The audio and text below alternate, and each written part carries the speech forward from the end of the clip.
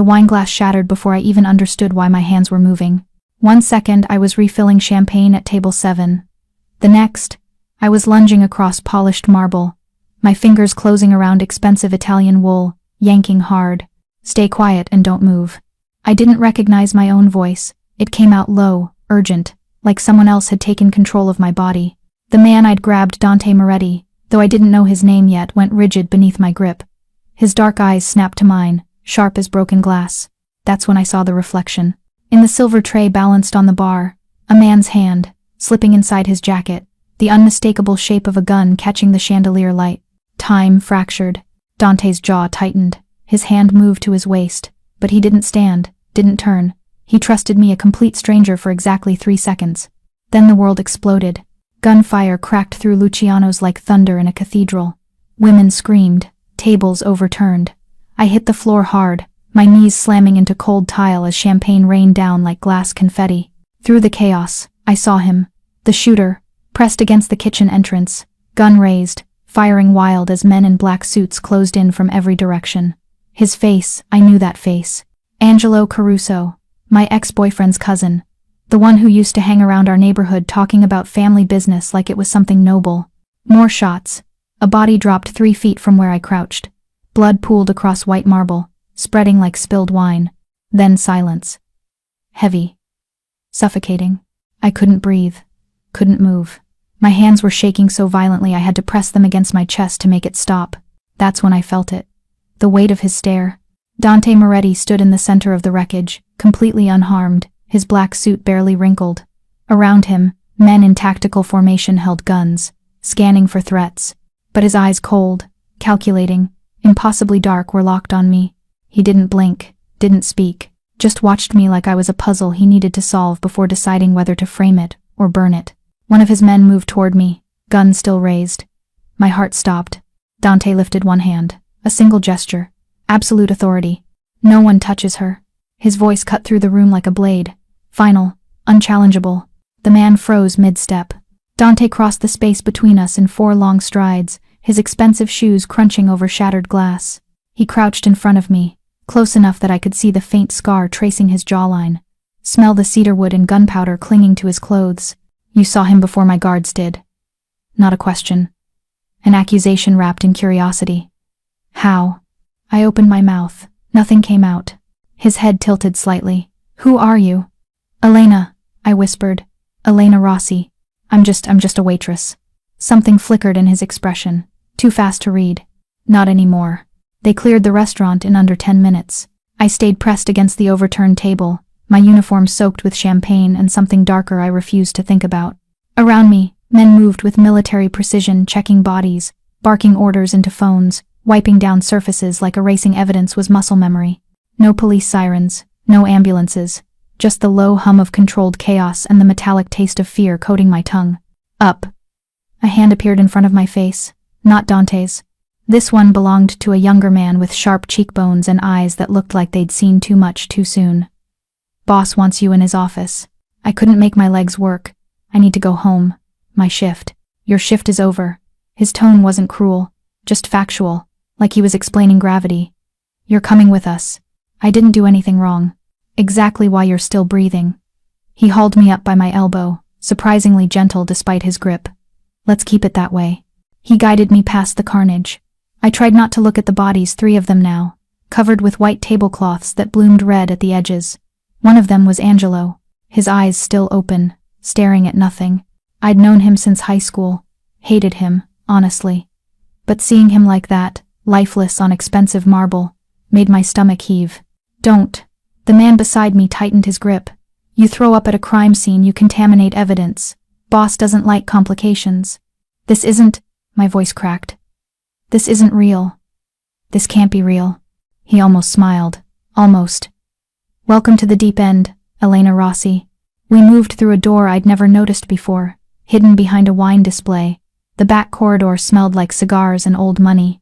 My escort knocked twice on a heavy wooden door, then pushed it open without waiting for an answer. Dante sat behind a massive desk, jacket discarded, sleeves rolled to his elbows. He was on the phone, speaking rapid Italian that sounded more like threats than conversation. When he saw me, he switched to English mid-sentence. Handle it, I don't care how. He ended the call, tossed the phone onto the desk. Sit. I didn't move. His expression didn't change, but something in the room shifted. Danger, coiled and patient. I don't repeat myself, Elena. My legs obeyed before my brain caught up. I sank into the leather chair across from him, my hands knotted in my lap. For a long moment, he just studied me, taking inventory, searching for something I couldn't name. Finally, he leaned back. You recognize the shooter. Not a question. He already knew. Angelo Caruso, I whispered. He's from my neighborhood, Bensonhurst. His cousin was. I stopped, swallowed hard. We dated, briefly. 2 years ago. And you knew he was connected to the Sicilians. I knew he was involved in something. I didn't know it was this. Dante's fingers drummed once against the desk. A slow, deliberate rhythm. You just saved my life, Elena Rossi. His voice dropped lower, softer, infinitely more dangerous. Now I need to decide what to do with you. I won't tell anyone what I saw. The words tumbled out before I could stop them. I swear. I'll forget this whole night. I'll quit. I'll move. You'll do nothing. Dante stood, moving around the desk with predatory grace. Because the Sicilians already know you're involved. The moment Angelo missed his shot, you became a target. My blood turned to ice. What? You grabbed me, in front of witnesses.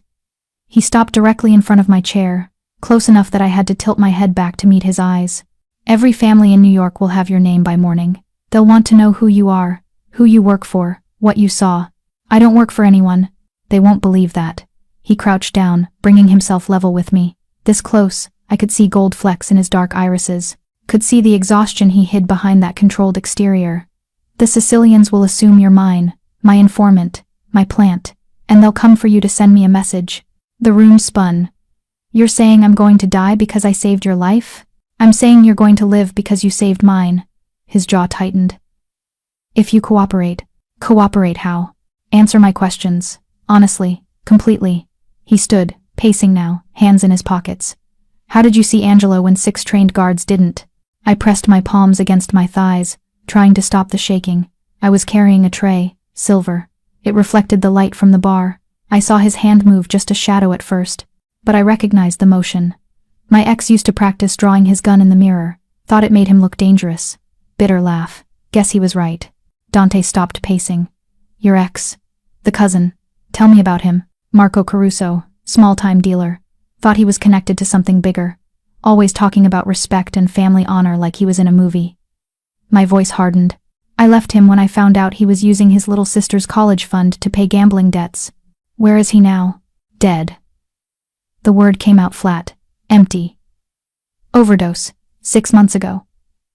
At least that's what the cops said. Dante's expression shifted. Recognition. The Caruso overdoses. 3 in 2 months. I remember. He moved back to his desk, pulling out a tablet, swiping through files. The Sicilians have been cleaning house, eliminating loose ends before their push into Manhattan. Push? I echoed. He looked up, studied me, making some calculation I couldn't follow. You really are just a waitress, aren't you? It wasn't condescending. More like, surprise. You stumbled into a war zone and had no idea you were standing on a battlefield. I just wanted to pay my rent, I whispered. For the first time, something almost human crossed his face, almost like sympathy. That's not your life anymore. He set down the tablet, folded his hands. Now you owe me a debt, Elena, and I'm going to collect. What kind of debt? My voice came out steadier than I felt. Dante leaned against his desk, arms crossed, studying me like I was a chess piece he hadn't decided how to move yet. Protection. In exchange for obedience. That's not a debt, that's prison. Prison would be safer. He didn't smile, but something dark flickered in his eyes. The Sicilians won't stop until they understand what happened tonight. They'll tear apart your life looking for answers. Your apartment. Your family. Your friends. Anyone you've ever spoken to becomes leverage. My chest tightened. I don't have family, just my grandmother in Queens, and she doesn't even know where I work. She will by tomorrow. He pushed off the desk. Address. 47 Maple Avenue. Apartment 3B. She takes the Q23 bus to church every Sunday morning. Stops at Rossetti's bakery for cannoli on the way home. The air left my lungs. How do you? I know everything about everyone in my territory. His tone was matter of fact, terrifying in its casualness. Your grandmother, Rosa. 73. Widow. Raised you after your parents died in a car accident when you were 8. You send her $300 every month even though you can barely afford your own rent. Tears burned behind my eyes. I refused to let them fall. If you want her safe, Dante continued, you stay where I can protect you. You do what I say. You trust no one except the people I tell you to trust, and you never, ever try to run. For how long? Until the threat is neutralized. He moved to a cabinet, poured 2 glasses of something amber, offered me one. Or until you're no longer useful. I didn't take the glass. What does that mean? It means I'm deciding whether you're an asset or a liability. He set both glasses down. Right now, you're somewhere in between. And if I refuse, then I put you on the street with a target on your back and let nature take its course. No emotion, just fact. The Sicilians will find you within 48 hours. They'll torture you for information you don't have, and when they realize you can't give them anything useful, they'll kill you slowly to make a point. My hands clenched into fists. You're a monster. Yes. He didn't deny it, didn't defend himself. But I'm a monster who keeps his people alive. Choose, Elena. My protection, or your pride. I wanted to scream. To fight. To tell him exactly where he could shove his protection. But I thought of Nonna Rosa. Of her tiny apartment filled with photos and rosaries and the smell of Sunday gravy. Of how she'd never survive losing me the way she lost my parents. Fine. The word tasted like ash. I'll stay, I'll cooperate, but I'm not your prisoner. Dante picked up one of the glasses, took a slow sip. Keep telling yourself that. He gestured to the door. The same man from earlier my escort appeared like he'd been waiting. Leo will take you to your new accommodations. Dante returned to his desk, already dismissing me. Welcome to the family, Elena. Dante's mansion wasn't what I expected. I'd imagined something cold, sterile, all marble and mirrors and surfaces you couldn't leave fingerprints on. Instead, Leo drove me through iron gates to a sprawling estate that looked like it had been transplanted from Tuscany. Warm stone, ivy climbing the walls, gardens that probably cost more to maintain than I made in a year. Boss grew up in Sicily, Leo said, like he'd read my mind. Rebuilt his grandfather's villa here, brick by brick. How sentimental, I muttered. He almost smiled. You've got a mouth on you. That's either going to save your life or end it. Haven't decided which yet. Inside, the house smelled like espresso and lemon oil. Expensive. Lived in. A staff of 4 moved through the halls like ghosts, seeing everything, saying nothing. Leo led me upstairs to a bedroom that was bigger than my entire apartment. Floor-to-ceiling windows overlooked the gardens. A 4-poster bed with linens that probably cost more than my car. My own bathroom with heated floors and a tub deep enough to drown in. You're free to move around the house, Leo said, but don't go outside without an escort. Don't use your phone. Don't contact anyone.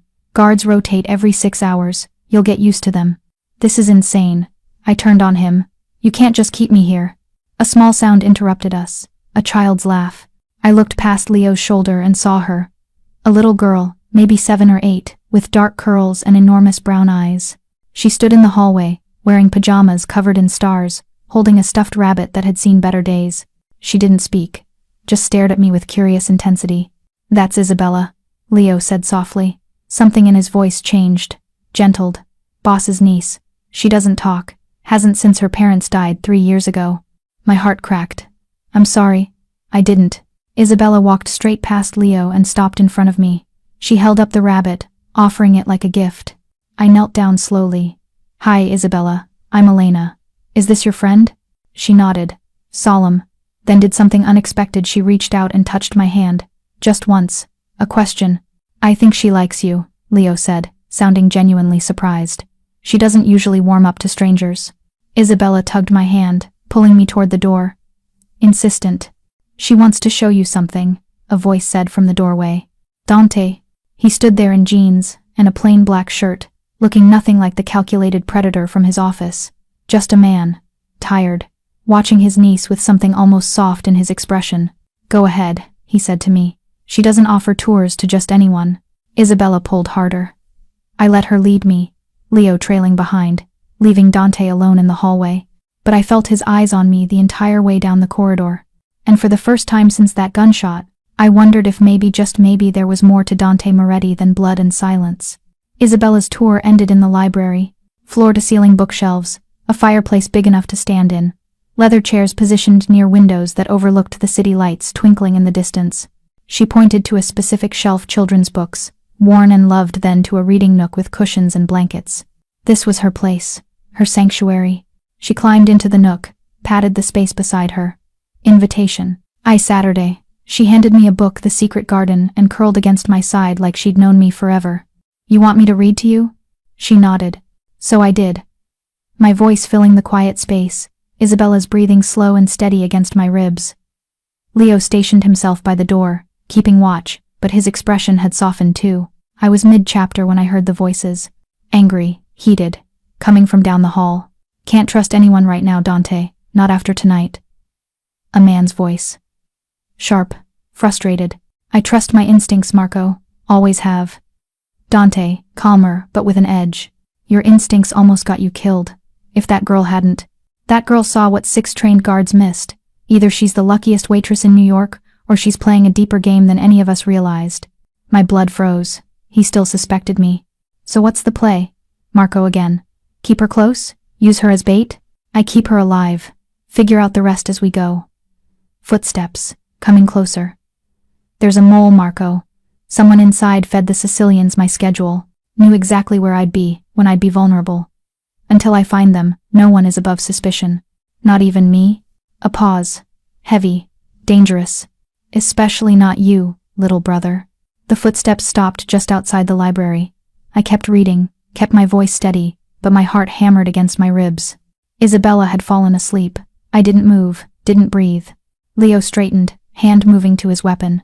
Then Dante appeared in the doorway. His eyes found me immediately, found Isabella curled against me, peaceful in a way I suspected was rare. His entire expression shifted, the mask cracking. Marco stood behind him, younger, sharper, radiating barely contained tension. He looked at me like I was a bomb waiting to explode. She's asleep, I whispered. I can carry her. Stay. Dante moved forward, impossibly quiet for a man his size. He lifted Isabella from my arms with practiced ease, cradling her like she was made of glass. She stirred, mumbled something against his shoulder, but didn't wake. I'll put her to bed, he said to Leo. Then to me, quieter. We need to talk. My study. 20 minutes. He left before I could respond, Marco trailing after him with one last suspicious glance in my direction. Leo exhaled slowly. You heard, didn't you? I heard. Then, you know. He met my eyes. Dante doesn't trust easily, and right now he doesn't trust anyone, not even family. What about you? I asked. Do you trust me? Leo considered the question. I trust that you love your grandmother enough to stay alive. That'll do for now. He gestured toward the door. Come on, boss doesn't like to be kept waiting. I stood, legs unsteady, knowing that whatever happened in that study would decide whether I survived the night or became just another body covered in white linen. 3 weeks in Dante's world, and I still didn't belong. But I was learning to pretend. Mornings started with Isabella. She'd slip into my room before dawn, rabbit tucked under one arm, and climb into bed beside me. No words, just presence. We'd watch the sun rise over the gardens until her tutor arrived at 8. Then I'd wander the mansion like a ghost. The staff kept their distance, polite, professional, but always watching, always reporting back. I could feel Dante's eyes on me even when he wasn't in the room. He left early most days. Business, Leo called it. I called it blood money and bodies, but he always came back. Usually around dinner. Sometimes with Marco, who still looked at me like I was a snake wearing human skin. Other times alone, shoulders tight, jaw set, carrying tension like armor. I started cooking. Not because anyone asked, the chef made that clear I was intruding, but because I needed something to do with my hands. Something normal. The first time Dante walked into the kitchen and found me making pasta from scratch, he stopped cold in the doorway. You cook? Like it was the strangest thing he'd ever witnessed. My grandmother taught me. I didn't look up from kneading dough. She said a woman who can feed people has power they can't take away. He moved closer, watching my hands work. What are you making? Cacio e pepe. Isabella requested it. I dusted flour off my fingers. Apparently she remembers her mother making it. Something flickered across his face. Pain, maybe. Or memory. My sister made it every Sunday. His voice dropped. Before she died. Before Isabella stopped speaking. Before Dante became this. I didn't push. Just shaped the dough, and pretended not to notice when he stayed, leaning against the counter, watching me cook like it was the most fascinating thing in the world. It became routine.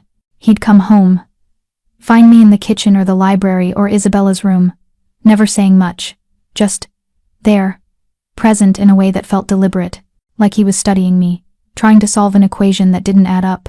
"You're different from what I expected," he said one night, appearing in the library doorway while I read to Isabella. "What did you expect? Fear, resentment, maybe an escape attempt by now." He leaned against the frame. "Instead, you're making pasta and reading bedtime stories like you've been here forever. Would you prefer I be difficult?" His lips almost curved. "Almost. I'd prefer to understand you. Maybe there's nothing complicated to understand." I turned the page, keeping my voice soft so Isabella wouldn't wake. "Maybe I'm exactly what I look like. A girl trying to survive." "No." He pushed off the doorframe, started to leave, then paused. "You're something else entirely. I just haven't figured out what yet." He disappeared into the shadows, and I sat there, heart racing, wondering the same thing about him. "She's playing you, Dante." The voice belonged to Vincent Ricci, old money, older grudges. He sat 3 seats down from Dante at the long dining table, wine-drunk and bold in the way men get when they forget who they're talking to. I'd been serving coffee, invisible, the way I was supposed to be. "Careful, Vincent." Marco's warning came quiet, dangerous. But Vincent was past careful. "A waitress just happens to save your life? Please." The Sicilians planted her. "It's obvious. You're keeping a viper in your house and calling it protection." My hands trembled. Coffee sloshed against expensive china. "She's standing right there," someone muttered. "Uncomfortable. Show some respect." "Respect?" Vincent laughed. "Cruel. For a girl who probably spread her legs for Angelo Caruso before ratting him out to save her own skin?" The room went silent. I set down the coffee pot before I dropped it. My face burned, every eye on me, judging, calculating, believing. I opened my mouth to defend myself, to scream, to something. The wineglass exploded. Dante had crushed it in his fist. Blood dripped from his palm onto white linen, spreading like accusation. He stood slowly, deliberately. The temperature in the room plummeted. "Say that again." His voice came out soft, lethal. "I want to make sure I heard you correctly." Vincent paled. "Dante, I didn't mean." "You questioned her honor at my table, in my house." Dante moved around the table with predatory grace. "You insinuated that I'm fool enough to keep a traitor under my roof. That I can't tell the difference between loyalty and deception. You were just leaving." Dante stopped behind Vincent's chair, leaned down, whispered something in his ear that made the man's face drain of color. Vincent stood, shaking. "My apologies, to you, and to the girl. Her name is Elena." Dante's hand clamped down on Vincent's shoulder, squeezing. "And she's not your concern. She's not anyone's concern except mine. Is that understood?" Silence. Then nods. Murmured agreement. Vincent fled. 2 others followed. The dinner dissolved into awkward small talk that felt like performance. I stood frozen by the sideboard, unable to move, unable to breathe. Dante turned, found my eyes across the room. Something passed between us, acknowledgement, maybe, or warning. Then he addressed the remaining guests. "Anyone else have questions about my judgment?" No one spoke. "Good." He picked up his napkin, wiped blood from his hand like nothing had happened. "Elena, you're dismissed. Thank you for the coffee." I didn't remember walking to my room, didn't remember closing the door, but I remembered the way he'd said my name, like it mattered, like I mattered, and that terrified me more than anything Vincent Ricci could have said. I found Dante in Isabella's room that night. He sat on the edge of her bed, watching her sleep, shoulders curved under weight I couldn't see, vulnerable in a way he'd never let anyone else witness. "She had a nightmare," he said without turning. "Woke up screaming. I heard it from my office." I moved closer, quiet. "Does that happen often?" "Every few weeks. She dreams about the day her mother died, watches it happen over and over." His voice cracked, just slightly, and she can't even tell me what she sees. I sat in the chair beside the bed. "Tell me what happened, if you want." For a long moment, he didn't answer, just watched Isabella's chest rise and fall, peaceful now. "My sister Juliana was married to one of my captains, Antonio, good man, loyal, or so I thought." He leaned forward, elbows on knees. "Turns out he'd been feeding information to the Calabrians for months. When I found out, I ordered him brought in, to answer for his betrayal." He stopped, swallowed hard. He knew he was caught, so he went home first, put a gun to Juliana's head while Isabella watched. Said if he couldn't have his family, neither could I. His hands clenched into fists. I got there too late. Found Isabella hiding in the closet, covered in her mother's blood. She hasn't spoken since. Dante. I reached out, stopped myself. I'm so sorry. Everyone told me to send her away. To boarding school, therapy abroad, somewhere she wouldn't be a reminder. He finally looked at me, eyes red-rimmed, devastated. But she's all I have left of Juliana. I won't lose her too. You won't. I didn't know where the certainty came from. She's strong, she's just... Finding her voice again. She laughs with you. His gaze intensified. I hear it through the walls. Her laughter. I haven't heard that sound in 3 years, Elena. You brought it back in 3 weeks. I just read her stories. No. He stood. Moved to the window. You see her. Really see her.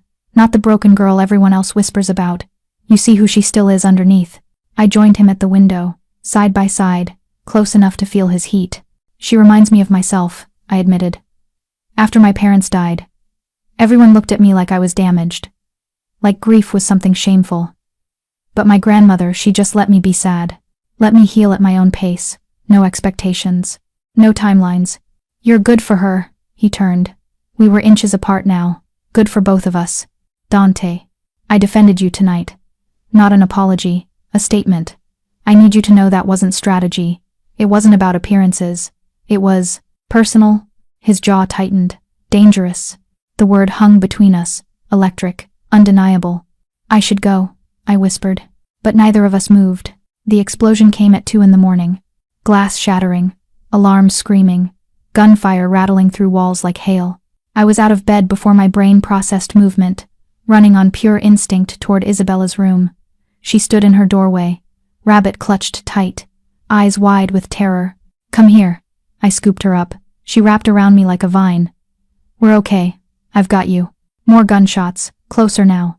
Men shouting in Italian and English. Heavy boots pounding through hallways. I dragged Isabella into her room, locked the door, shoved her wardrobe against it. Then under the bed, the safest place, the darkest corner, pressing her deep into the shadows. Stay quiet, I whispered. Don't move, no matter what you hear. She nodded, tears streaming, still silent. I covered her with blankets, kissed her forehead. I'll be right here.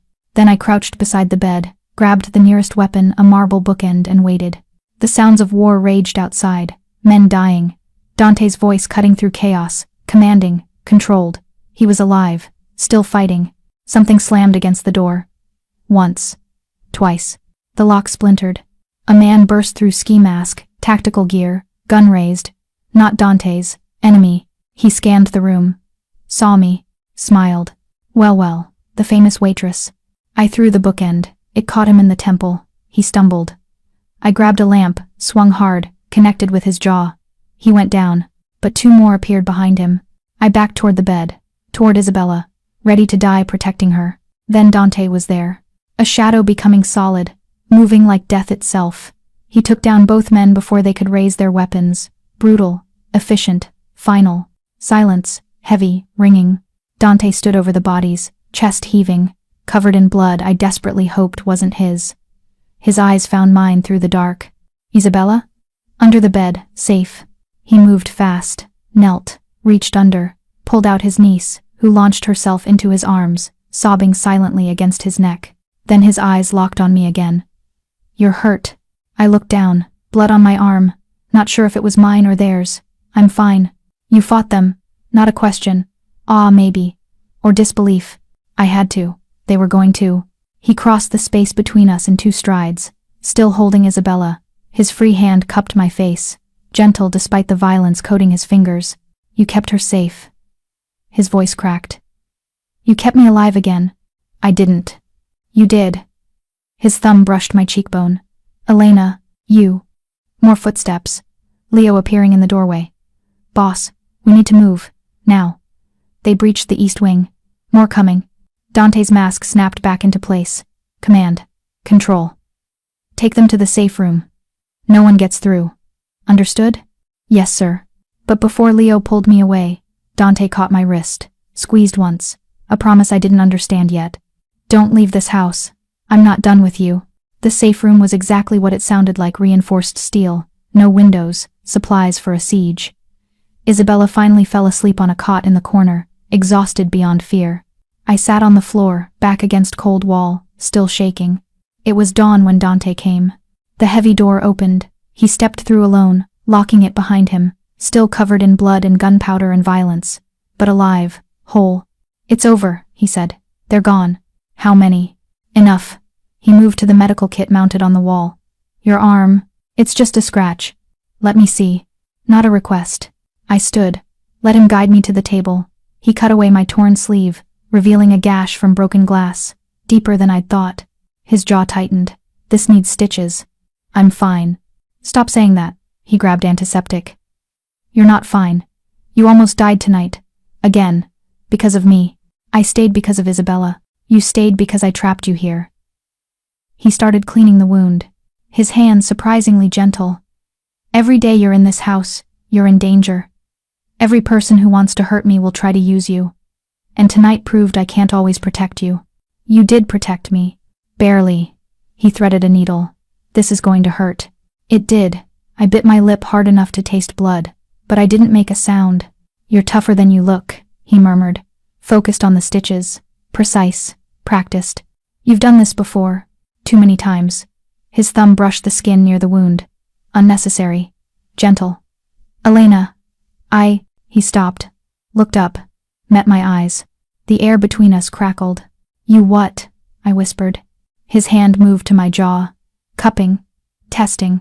I should send you away. Put you somewhere safe, far from me, from this life. But I'm selfish." His other hand found my waist. "And I don't want to. Dante. Tell me you want to leave." His forehead pressed against mine. "Tell me you hate me for dragging you into this nightmare. Tell me I'm a monster who destroys everything he touches." "I can't." "Why not?" "Because somewhere between gunfire and pasta, and Isabella's laughter, I'd stopped seeing him as the devil in expensive suits. Started seeing the man underneath lonely, damaged, trying desperately to keep the last person he loved safe." "Because you're not a monster," I breathed. "You're just scared." Something broke in his eyes. He kissed me. Not gentle, not tentative. Desperate like I was oxygen and he'd been drowning for years. I kissed him back, hands fisting in his bloody shirt, pulling him closer, wrong and right and inevitable all at once. When we finally broke apart, breathless, his thumb traced my lower lip. "This can't happen," he whispered. "I know. Everyone I've ever loved ends up dead. I know. Elena," my name like a prayer, like a warning. "I know," I repeated. "Kiss me anyway." So he did. I found the photograph by accident. 3 days after the kiss we never talked about. 3 days of Dante avoiding me, his eyes following me through rooms but his body keeping careful distance. I was looking for a book in his study. He'd told me I could use his library. The leather-bound volume I wanted sat on the top shelf. I climbed on his desk chair to reach it. That's when I saw the frame, face down, hidden behind other books, like someone couldn't bear to look but couldn't throw away. I shouldn't have touched it, but my fingers were already moving. The woman in the photo was beautiful. Dark hair, warm eyes, wedding dress. Dante beside her, younger, smiling in a way I'd never seen, open, unguarded, happy. "That's Serena." I nearly fell off the chair. Dante stood in the doorway, expression unreadable. "I'm sorry. I wasn't snooping. She was my wife." He moved into the room, not angry, just tired. "We were married for 3 years. She died 7 years ago." I climbed down slowly, set the frame on the desk between us. "What happened?" My consigliere at the time, man I trusted like a brother, wanted my territory, my connections, my life. He picked up the photo, stared at it. He couldn't kill me directly, too risky, so he went after her instead. Poison.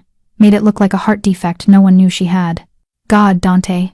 I found out months later. Security footage from the restaurant where it happened. Saw him slip something into her drink while I was on the phone. His voice went flat. Dead. By the time I knew, he'd fled to Chicago. Took me 2 years to find him. When I did, he stopped. Set down the photo. "You killed him." Slowly. No remorse. And I swore I'd never let anyone close enough to hurt me like that again. Never trust. Never love. Never give anyone the leverage that kind of attachment creates. He looked at me then, really looked. Until you. My breath caught. "Elena, when I saw those men in Isabella's room when I thought they might hurt you." He moved closer. I felt it again. That terror, that helplessness. The same feeling I had when I realized I'd lost Serena. "Dante, I'm not. You're different. I know. You're not her. But you're." He cupped my face. Desperate. You're making me feel things I swore I'd never feel again, and it's going to get you killed. Or it might keep us both alive. I covered his hand with mine. You said I see Isabella for who she really is. Maybe I see you too. Not the Mafia boss, not the monster. Just Dante. The man who reads bedtime stories when he thinks no one's watching. Who makes pasta on Sundays because his sister used to. Who's so terrified of losing people that he pushes them away before they can leave. That's not strength. That's cowardice. That's human. I stepped closer. Let me in. Really in. Trust me the way you trusted me that night when I said don't move. His forehead pressed against mine. What if I get you killed? What if you don't? He kissed me then. Soft. Reverent. Like I was something precious he'd forgotten how to hold. When he pulled back, he whispered against my lips. You're the most dangerous thing that's ever happened to me. Good. I breathed. Maybe you need a little danger in your life. He almost smiled. I think I've had enough danger for one lifetime. Then maybe you need me instead. Maybe I do. Marco burst into the dining room while we were having breakfast. Not unusual, he had keys, authority, the arrogance of blood relation, but something in his expression made my stomach drop. We have a problem. He threw a manila envelope onto the table. Photos spilled out like accusations. Me, walking through the gardens with Isabella, cooking in the kitchen, reading on the terrace. Surveillance photos, taken from outside the walls. Dante's fork clattered against his plate. When? Last 3 days. Delivered this morning with a note. Marco slid a card across the table. The Calabrians know about her. They're calling her your debolezza, your weakness. Dante picked up the card. His jaw turned to stone. What does it say? I tried to keep my voice steady. It says they're coming for you. Dante crushed the card in his fist. They think if they take you, I'll break, make mistakes, become vulnerable, then send me away. No, sharp, final. Dante, be reasonable. I said no. He stood, paced, fury radiating off him in waves. The moment you leave this property, you're exposed. At least here I control the security. The variables. Out there. He stopped. Faced me. Out there. You're dead within 48 hours. So I'm supposed to just hide? Live in fear? Become a prisoner permanently? I stood too. That's not living. That's just slower dying. Better slow than immediate. You don't get to make that choice for me. Yes, I do. He moved closer. Dangerous. Desperate. You became my responsibility the night you saved my life. I don't let go of my responsibilities. Ever. Marco cleared his throat. There might be another option. We both turned. Fake her death, Marco continued. Stage something convincing. Let the Calabrians think they won. Then move her somewhere untraceable. New identity. New life. Away from here. My voice came out hollow. Away from Isabella. From you. Dante's expression cracked. Just for a second. If it keeps you breathing. And if I refuse? Then you're a fool. Marco's tone held surprising gentleness. Elena, my brother doesn't show weakness. The fact that he's even considering this, that he's willing to lose you to protect you, that should tell you everything you need to know. I looked at Dante. Really looked. Saw the exhaustion. The fear he hid behind cold command. The way his hands trembled just slightly before he shoved them in his pockets. He was terrified. Of losing me. Of loving me. Of letting history repeat itself. I need time to think, I whispered. You have until tonight. Dante's voice went flat. Professional. The mask sliding back into place. After that, I'm making the decision for you. He walked out. Marco followed, but not before giving me a look I couldn't quite read. Warning? Sympathy? Something else? I sat back down at the table, surrounded by photos of myself living a life I never asked for. Wondered if freedom was worth dying for. Or if love was worth staying. I shouldn't have gone back to my apartment. But I needed something, anything from my old life. A reminder that I'd existed before Dante, before bullets and betrayal and breaking hearts. Leo drove me. Protested the entire way. Boss won't like this. Boss doesn't get to control everything I do. Yeah, he does. That's literally his job. We pulled up to my building. Same cracked sidewalk. Same broken streetlight. A lifetime ago, this was home. Now it looked like a set from someone else's movie. 10 minutes, Leo warned. In and out. My apartment smelled stale. Dust coated everything. Mail piled by the doorbills I'd never pay. Catalogs for a life I'd never live. I was packing a bag when I heard it. The creak of floorboards in the hallway. Leo was outside watching the street. This was inside. My heart stopped. The door opened slowly. A figure stepped through. Familiar. Wrong. Vincent? Vincent Caruso. Marco's friend. The one who'd insulted me at dinner weeks ago. He looked different now, harder, focused, dangerous. Elena, he smiled. It didn't reach his eyes. Surprised to see me? How did you get in? Please. I grew up in this neighborhood. Every lock, every fire escape, every way in and out. He closed the door behind him, locked it. We need to talk. I backed toward the window. About what? About the fact that you're in danger. Real danger. He moved closer, hands up, non-threatening. But I saw the bulge under his jacket. Gun. The Calabrians aren't the only ones who know about you. There are people inside Dante's organization who want you dead. Then I'll tell Dante. Dante can't protect you from everyone. He's stretched too thin, fighting too many wars. Vincent's voice dropped. Urgent. But I can help. Get you out. Set you up somewhere safe. Far from here. Far from him. Why would you help me? Because I have a sister your age. And I know what it's like to watch someone get swallowed by this life. He pulled out a card. Set it on the table. That's a number. Untraceable. You call it, I'll have you out of New York in 2 hours. New identity. New start. Everything. I stared at the card. And what do you want in return? Nothing. Too quick. Just, maybe you tell me Dante's schedule for the next few days. Where he'll be. Who he's meeting. Just so I can make sure the extraction is clean. My blood turned to ice. You want me to give you his schedule? I looked up. Met his eyes. So you can what? Ambush him? Kill him? Vincent's expression shifted. Hardened. Smart girl. His hand moved to his jacket. I grabbed the lamp. Threw it. Glass exploded against his shoulder. I bolted for the window. Fire escape. Freedom. Anything. The door burst open. Leo. Gun raised. Get down. I hit the floor. Gunshots. Ringing silence. When I looked up, Vincent was gone. Blood trail leading to the window. Leo on the phone, barking orders. And me, shaking, realizing I'd just survived my 3rd assassination attempt in a month. Dante was going to kill me. Dante didn't kill me. He barely spoke to me. We rode back to the mansion in silence so thick I could taste it. Leo drove. I sat in back with Dante, watching him stare out the window, jaw clenched, fury radiating off him in waves. When we arrived, he finally turned. My office, now. I followed, terrified, angry, confused. He poured himself scotch, drank it in one swallow, poured another, didn't offer me any. Vincent Caruso, he said finally. You know him? From the dinner, he insulted me. You defended. Before that. I blinked. No. Why would I? He grew up 3 blocks from your grandmother. Went to the same church. His sister was in your confirmation class. Dante turned. Eyes cold. Calculating. You really expect me to believe you don't know him? I didn't recognize. He knew exactly where you lived. Got past my security. Walked into your apartment like he owned the place.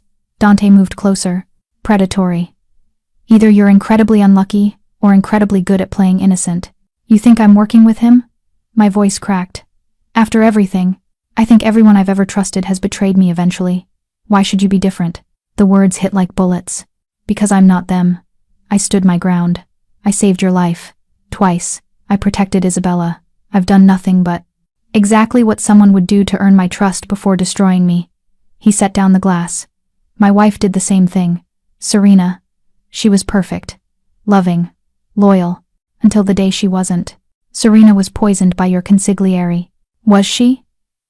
His laugh came out bitter. Or did I believe that story because it was easier than accepting she chose to betray me? Dante, you're not making sense. A knock interrupted. Marco stepped in without waiting for permission. We found something. He handed Dante a tablet. Security footage from the restaurant. The night of the first attempt. Dante watched. His expression didn't change, but something in him went rigid. What? I moved closer. What is it? He turned the screen. Showed me footage of the restaurant. Time-stamped 20 minutes before the shooting. There in the back corridor, Marco and Vincent. Talking. Vincent handing Marco something. Money? Documents? My stomach dropped. Marco is with them. Dante's voice went dead. Has been the whole time. Marco didn't deny it. Just smiled. Took you long enough. How long? Dante's hand moved to his waist, to his gun. Since the beginning. Since Serena. Marco's smile widened. Did you really think Antonio acted alone? That he just randomly decided to kill your wife? You Dante's face drained of color. You ordered the hit on Serena? I gave Antonio the poison, told him how to use it, how to make it look natural. Marco shrugged. You were supposed to fall apart, become weak, easy to overthrow. Instead, you got colder, harder, more paranoid. So you tried again. My voice came out steady, stronger than I felt. Used Angelo. Used me. Elena was perfect bait. A nobody who'd get close to you. Make you feel again. Lower your guard. Marco looked at Dante. And it worked. You fell for her. Just like I knew you would. Dante drew his gun. Get out. Or what, you'll kill your own brother? Yes. The word hung in the air. Final. True. Marco's smile faltered. You won't. The gunshot answered for him. Marco stumbled. Blood bloomed across his shoulder. Not fatal. Not yet. You shot me. He sounded genuinely surprised. You actually... Next one's through your heart. Dante's hand didn't shake. Start talking. All of it. Now. There's nothing to Chris state. Footsteps. Running. Coming from multiple directions. My instincts screamed before my brain caught up. Dante. The door exploded inward. Men in tactical gear. Not Dante's. Marco's. I didn't think. Just moved. Stay quiet and don't move. The same words. The same instinct. I grabbed Dante's arm, yanked hard, pulled him down behind the desk as gunfire erupted overhead. Wood splintered. Glass shattered. The room became a war zone. Dante returned fire. Efficient. Deadly. Bodies dropped. But more kept coming. How many? He shouted over the noise. Too many. I spotted movement through the smoke. Side entrance. Dante. Behind you. He spun. Fired. Another man down. Then silence. Brief. Deceptive. Reload. He ejected his clip. Reached for another. Elena, when I say run, you. I'm not leaving you. That wasn't a request. More footsteps. Closer. The window this time. I saw the gun before he did. Saw the angle. Saw the shot that would end everything. I threw myself forward. Tackled Dante to the ground. The bullet passed where his head had been a second ago, embedding in the wall behind us.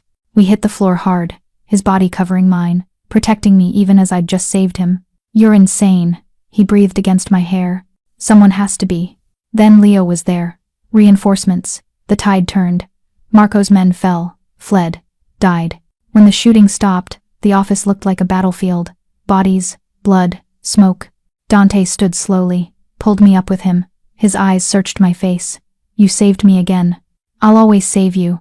The words came out before I could stop them. That's what love is. He froze. What? I love you. Louder now. Sure. I love you, Dante Moretti. Your darkness, your violence, your broken pieces, all of it. And I will keep saving you until you finally understand that you deserve to be saved. Something in him shattered. He pulled me close, kissed me like I was oxygen and earth and every prayer he'd forgotten how to say. When we broke apart, he pressed his forehead to mine. I don't deserve you. I know. You should run. Far from me, far from this. I know, Elena. But I'm staying anyway. I cupped his face. Because someone has to save you before you destroy yourself. You already have. His voice cracked. You've been saving me since the night we met. A groan from across the room. Marco. Still alive. Barely. Dante's expression went cold. He released me, walked to his brother, crouched beside him. Any last words? Marco coughed blood. Smiled. This isn't over. Vincent has others. They're everywhere. In your organization, your home. Your... Enough. Dante stood. Aimed. You killed Serena. You tried to kill me. You used an innocent woman as bait. His finger tightened on the trigger. You were my brother. And you destroyed everything. You'll never be free of this.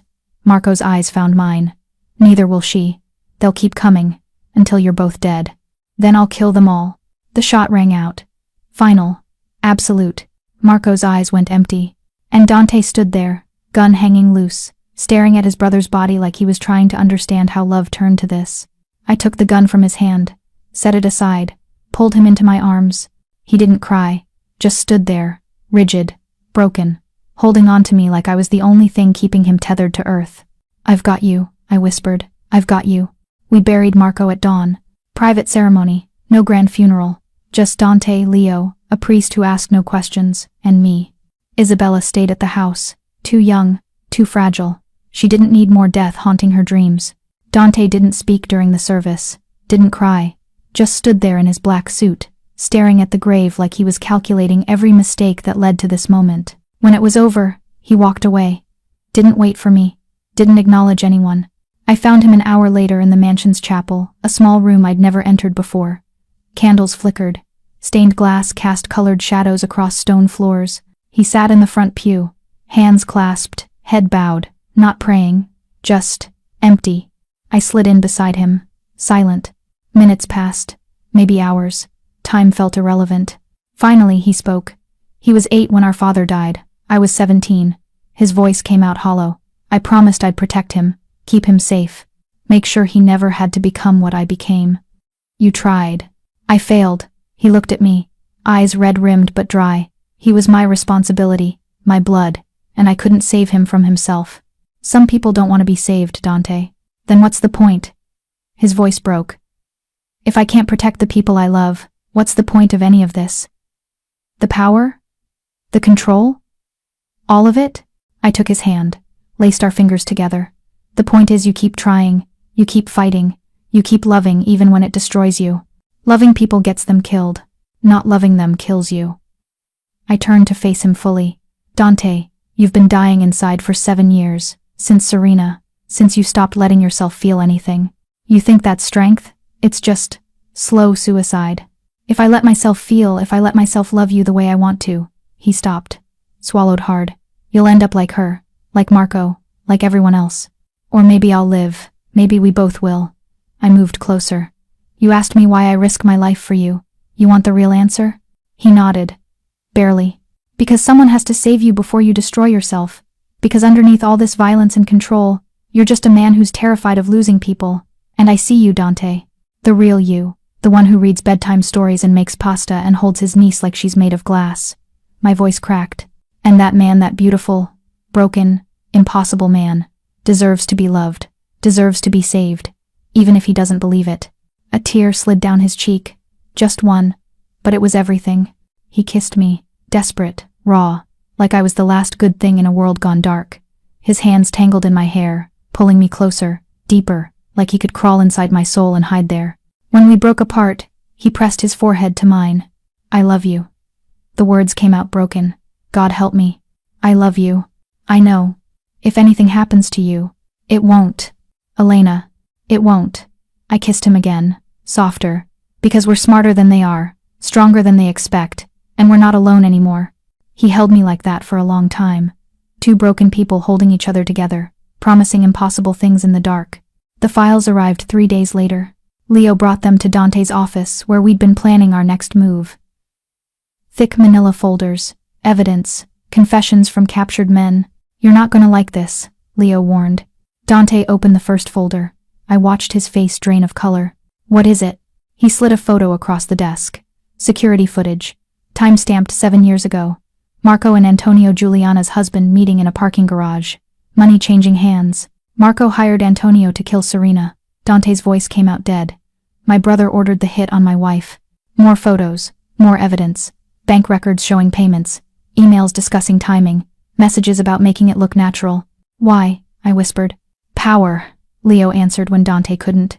Marco wanted to lead the family, but with Dante around, that was impossible. So he tried to break him, make him weak, unfocused. But it backfired, Dante continued, finding his voice. I didn't fall apart. I became colder, harder to manipulate. So he waited, planned, brought in the Sicilians, the Calabrians, anyone who'd help him overthrow me. Another folder, this one with my name on it. My stomach dropped.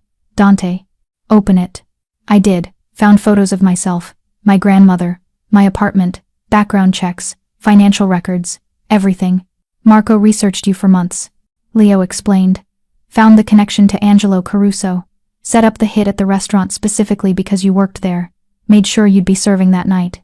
I was bait. The realization hit like ice water. From the beginning, he wanted me to save you. Wanted you to trust me, get close to me, so he could use me to destroy you. Except you weren't bait. Dante stood, moved around the desk, cupped my face. You were supposed to die that night too. Angelo was told to kill you after I was dead, make it look like collateral damage. But I fought back. You survived. And that changed everything. His thumb brushed my cheekbone. Marco didn't count on you being smart. Strong. Real. He thought you'd picked me, planted me. I understood now. That's why Vincent came to my apartment, why everyone suspected me. Marco was spreading rumors, making everyone doubt. Including me. Dante's voice cracked. I almost believed it. Almost pushed you away because I was so convinced everyone betrays me eventually. But you didn't. Because my heart knew what my head refused to accept. He kissed my forehead. You're not like them, you never were. Leo cleared his throat. Boss, there's more. Vincent's still out there. And according to these files, he's got 4 more men inside our organization. We don't know who yet.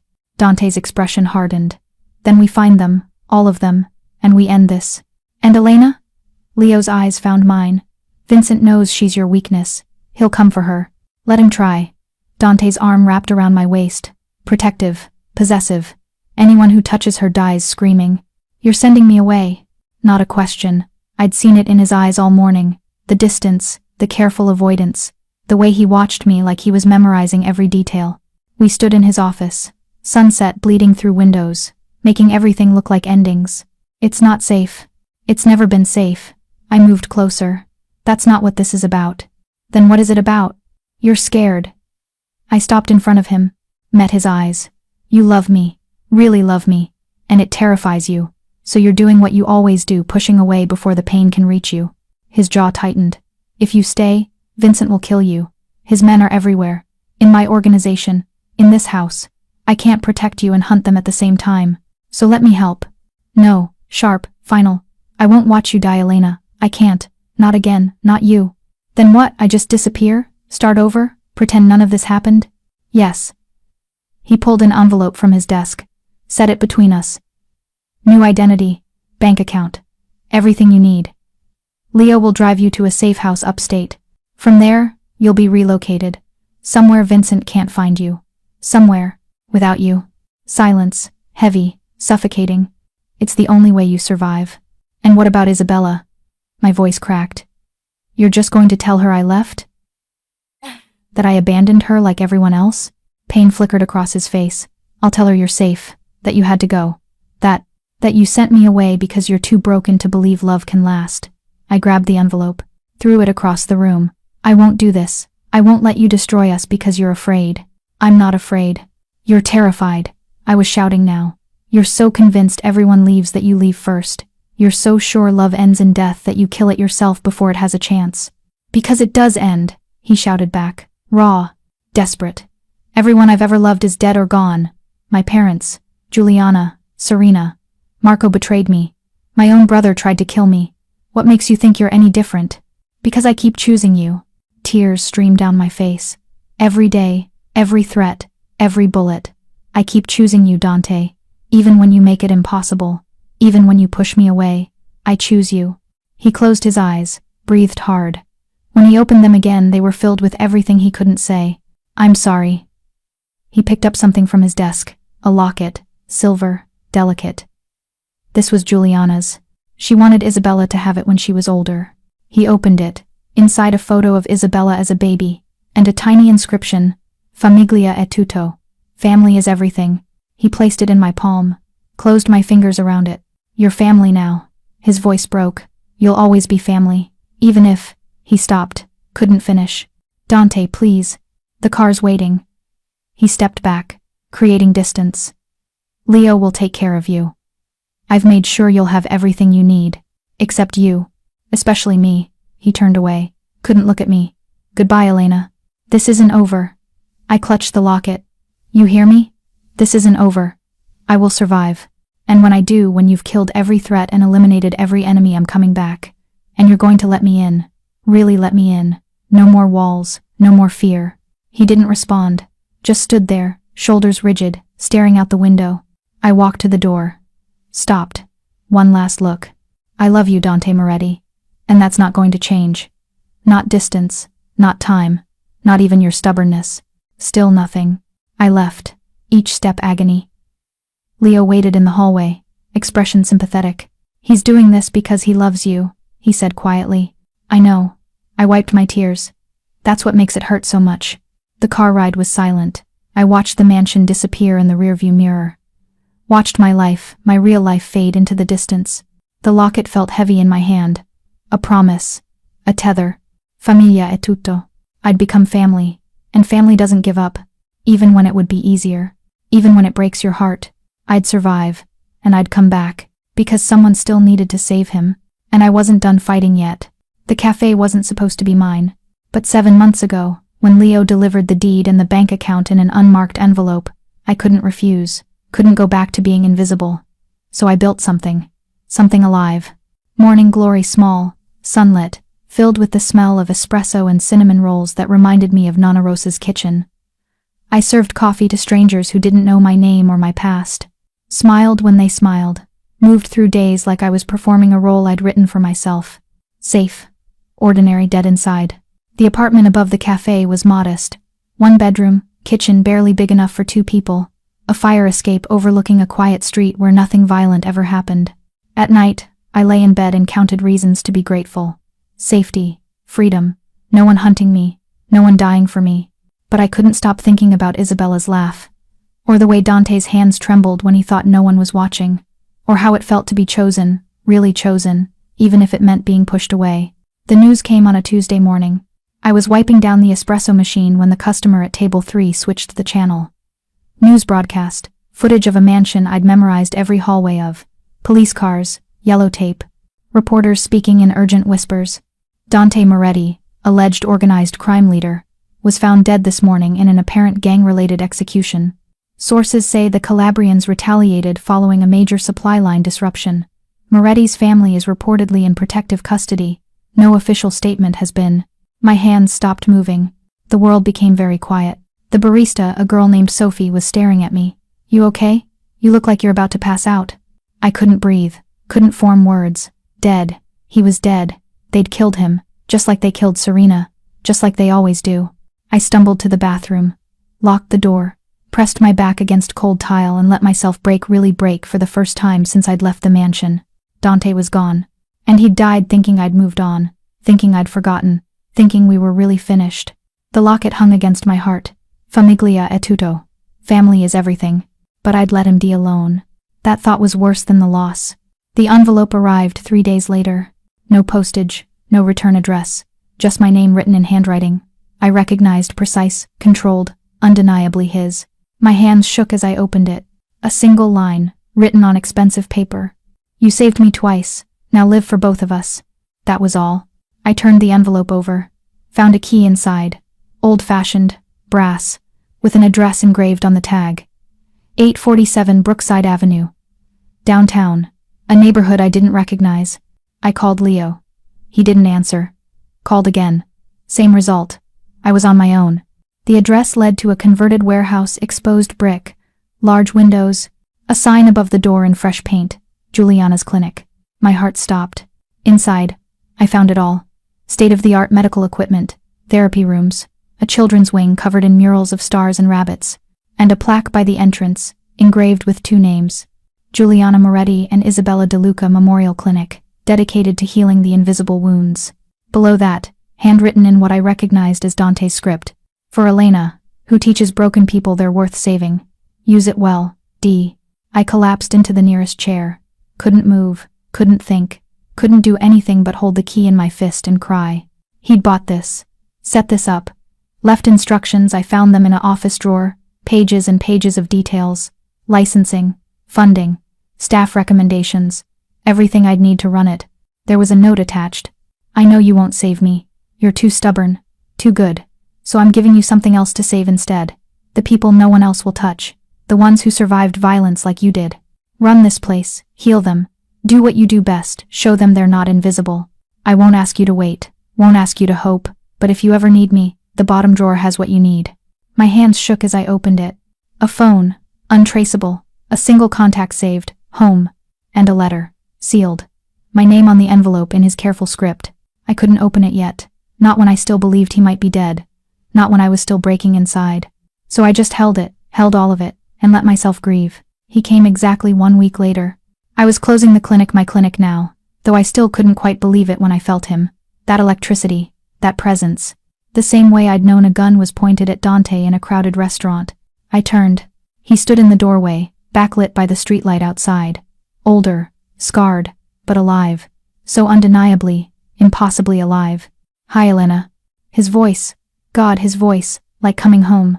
"You're alive." The words came out broken. "The news said they said you were dead." "I was supposed to be." He stepped inside, closed the door behind him, locked it. That was the plan. Spread a rumor, let the Calabrians think they'd won, disappear for long enough that the threat stops looking. "You've been here the whole time." Watching from a distance. He moved closer, painfully slow, like I was something he might startle. "Wanted to make sure you were safe before I could. He stopped. Couldn't find the words. "How long were you watching?" "Since the beginning." His expression cracked. "I shouldn't have let you go, Elena. I was wrong. Every day you were gone, I knew I was wrong. But I wasn't sure you'd forgiven me yet." I was angry. I met him halfway across the room. I was furious. "I hated you for sending me away, but I never stopped." My voice broke. "I never stopped loving you." His hands found my face, gentle, reverent, like he was still terrified I might disappear. "The clinic." "I know. Thank you. It's perfect. It's everything." I pulled him closer. "But I don't want gratitude gifts, Dante. I want you. All of you. Not from a distance. Not watching from shadows. I want you here. It's not safe. I don't care." I kissed him then. Urgent, desperate, trying to pour everything, all the missing months, all the pain, all the love into a single moment. "I'm done being safe. I'm done running. I'm done pretending I don't need you."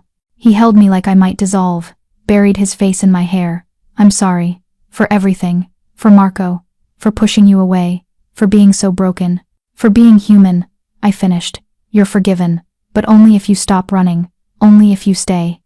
"And if they come back? If the Calabrians?" "Then we face them together."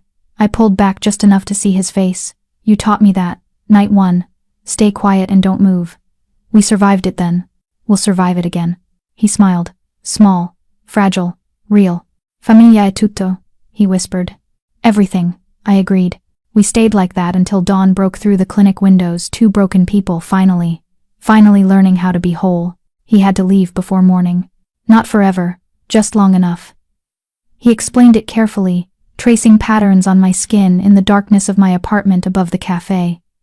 There were still loose ends, still people who needed to believe he was dead, still wars being fought in shadows I couldn't see.